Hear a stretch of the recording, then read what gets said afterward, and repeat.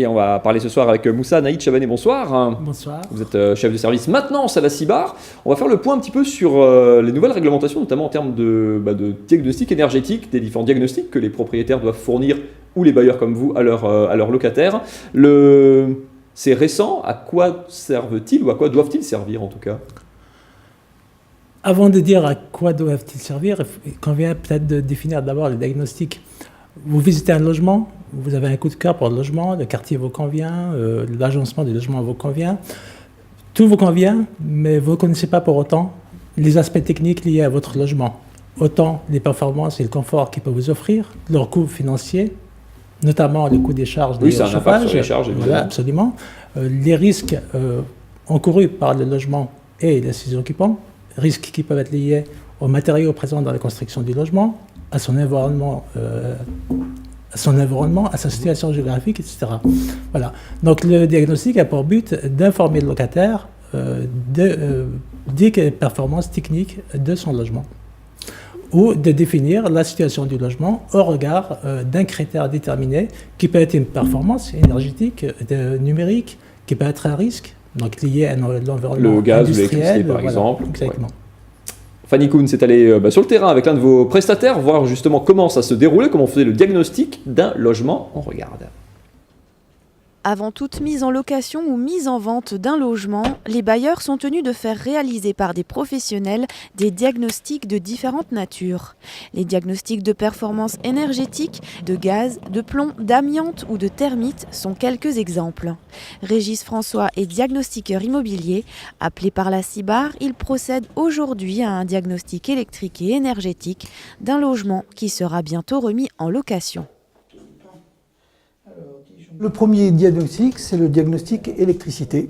Donc, nous allons vérifier, la première des protections d'un appartement, c'est la protection différentielle. Donc, on a le disjoncteur principal et le disjoncteur haute sensibilité, 30 mA, qui n'existe pas forcément dans tous les logements, mais ici, on en a un.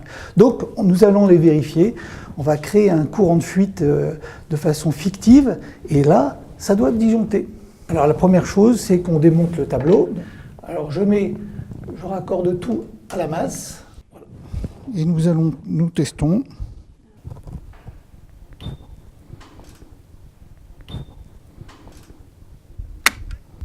Parfait.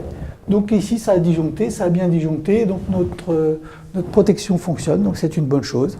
Après, nous allons vérifier que effectivement, la masse, ici, la terre, elle est bien répartie sur toutes les prises électriques. Ça aussi, c'est une sécurité.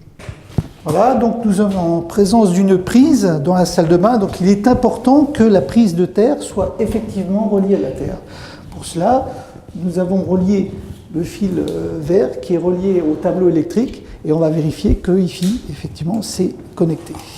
Donc là, effectivement, c'est bon. Donc le locataire veut savoir combien il va consommer de sa facture d'électricité ou de chauffage, donc nous allons faire un calcul conventionnel de la consommation énergétique du logement. Alors pour ça, on va mesurer les surfaces déperditives. Nous allons mesurer la surface en contact avec l'extérieur à l'aide du pointeur laser. Voilà. Alors ici, nous avons donc 11 m² 68. Donc nous avons aussi des fenêtres. Ce n'est pas tout à fait les mêmes coefficients, donc il s'agit de mesurer la surface hauteur et largeur de la fenêtre.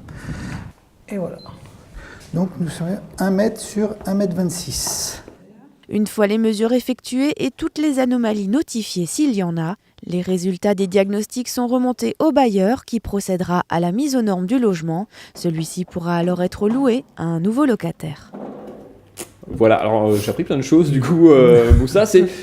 Quels sont les diagnostics ? Ça, c'est systématique, c'est obligatoire pour un bailleur comme la CIBAR de faire tous ces diagnostics à la sortie d'un logement ? Avant une nouvelle entrée, en fait, plutôt. Le bailleur a obligation d'annexer un dossier de diagnostic technique à tout bail, avant la signature du bail. Il y a des diagnostics qui sont obligatoires et d'autres pas. Parmi les diagnostics obligatoires, on peut déjà distinguer deux catégories.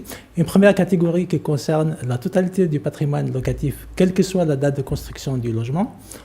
Là-dedans, on trouve l'état des risques naturels, miniers et technologiques.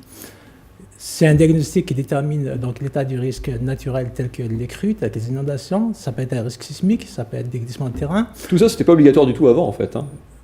Ça, c'est relativement, c'est assez récent.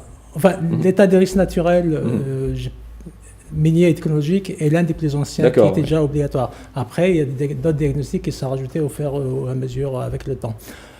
Donc, l'état des risques naturels miniers et technologiques, qui peut être un accident industriel aussi. Je parlais tout à l'heure de l'environnement.